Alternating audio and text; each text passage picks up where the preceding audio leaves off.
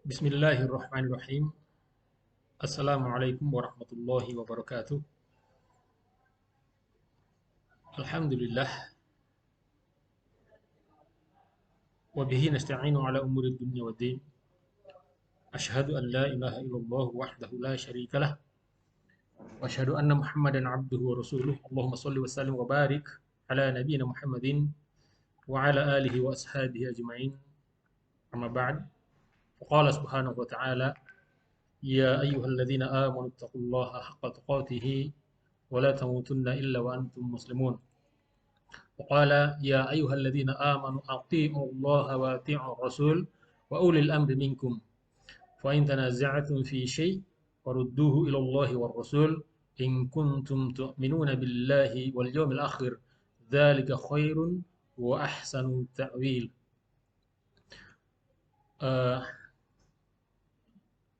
Hadirin kaum muslimin rahimakumullah.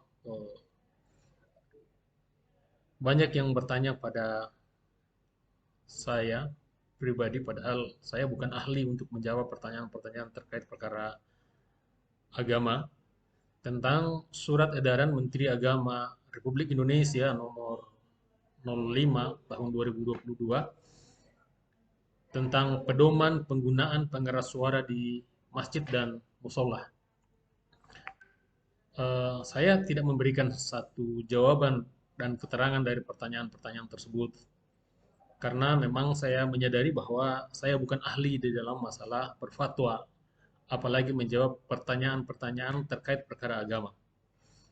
Akan tetapi, nampaknya para atau masyarakat awam, generasi muda khususnya, itu perlu ditenangkan untuk menyikapi perkara ini. Perlu ditenangkan dan perlu diberikan sedikit keterangan terkait bagaimana menyikapi hal-hal yang datangnya dari pemerintah. Jadi pada kesempatan ini saya tidak dalam rangka menjawab pertanyaan-pertanyaan itu, tetapi dalam rangka ingin memberikan eh, penjelasan kepada generasi muda terkait menyikapi hal-hal yang datangnya dari pemerintah. Bahwa kaum muslimin wajib taat terhadap pemerintah, wajib taat dan patuh terhadap pemerintah setempat di mana saja dia berada. Bahkan sekalipun pemerintah mengambil harta dan berbuat zalim terhadap dirinya. Allah Subhanahu wa taala berfirman dalam surat An-Nisa ayat 59, A'udzubillahi minasyaitonir rajim. Ya ayyuhalladzina amanu atti'ullaha wa atti'ur rasul wa ulil amri minkum. Fa in tanaza'tum fi syai' farudduhu ilallahi war rasul. Hai orang-orang yang beriman, taatlah kepada Allah, taatlah kepada Rasulnya, dan taatlah kepada ulil amri di antara kamu.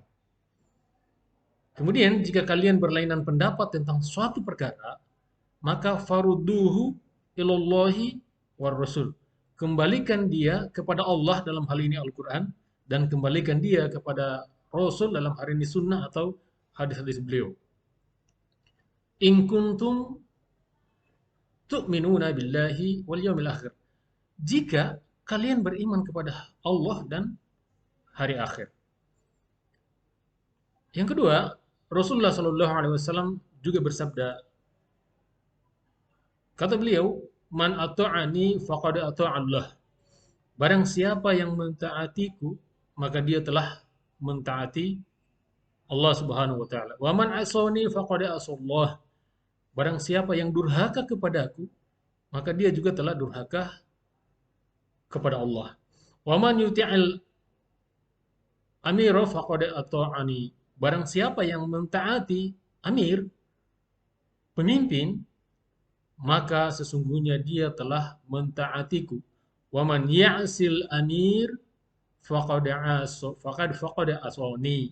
Barang siapa yang telah atau yang mendurhakai pemimpin di antara kalian, maka sungguh dia telah mendurhakai atau bermaksiat kepada kata Rasulullah SAW. Ini hadis riwayat Bukhari nomor 2957 dan Muslim nomor 1835 dari Abu Hurairah radhiyallahu anhu.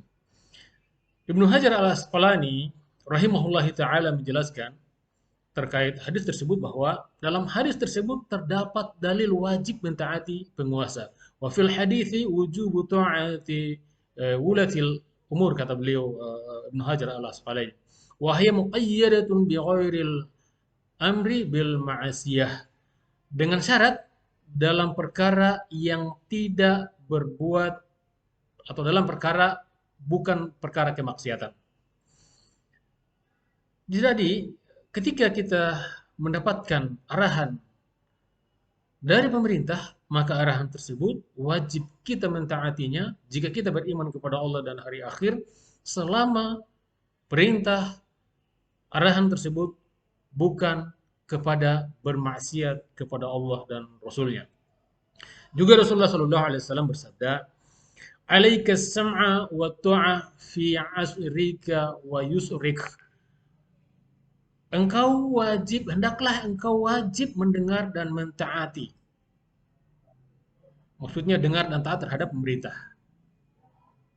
Baik yang engkau berada dalam kesulitan maupun sedang berada dalam kelapangan. Dalam perkara yang engkau sukai maupun dalam perkara yang engkau benci.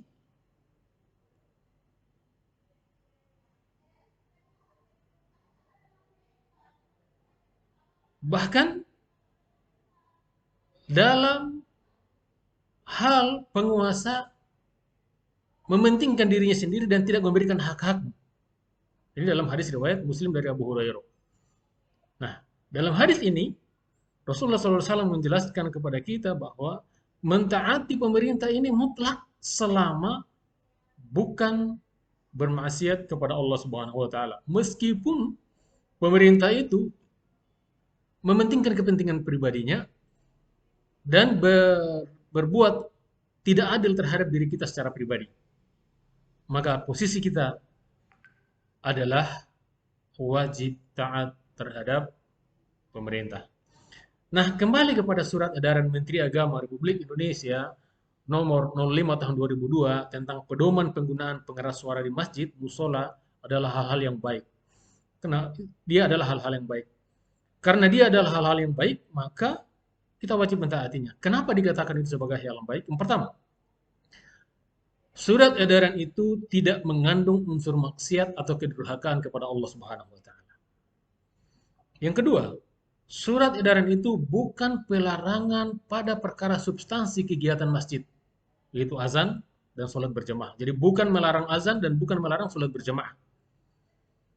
Yang ketiga, surat edaran itu bertujuan menciptakan kenyamanan dan ketentraman bermasyarakat.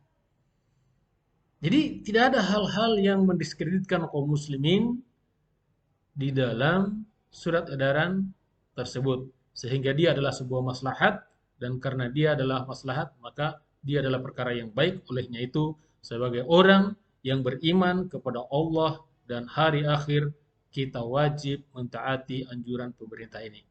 Terima kasih.